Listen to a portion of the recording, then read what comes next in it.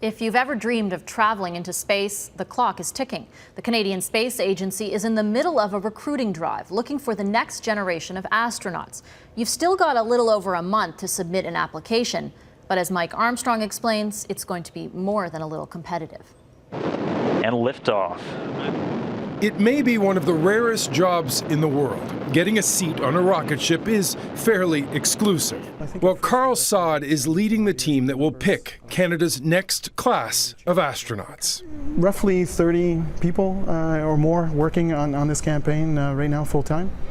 But only a select few fly to space. Astronauts. The Canadian Space Agency is spending about $3 million to fill just 2 positions. They're looking for 2 candidates with, as they say, the right stuff. Now, the CSA is 3 weeks into an 8-week campaign. Do you have what it takes? And it's releasing its early numbers. It will take everything you've got. So far, 3,372 Canadians have applied for the job. It's about 3-to-1 males to female. But every province and territory is represented. Alberta and BC have just under 400 applicants each. Quebec has 740. Ontario, nearly 1,200. There's also a fairly big group of Canadians living abroad that's applying. 10% of the total, 327. Now, Canada's first astronaut class was nearly 35 years ago. 6 were picked from 4,000 applicants. The class of '92 was just 4 from 5,000 applicants.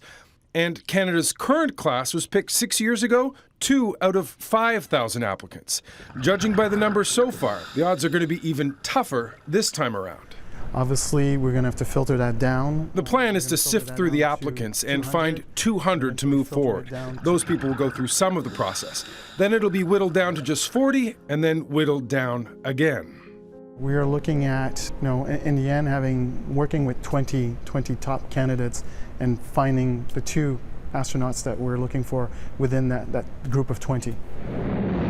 Now, what's on the line is possibly a ticket on this.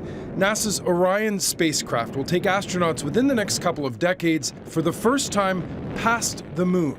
The plan is for a mission to an asteroid and then another onto Mars. Not a bad time to be an astronaut.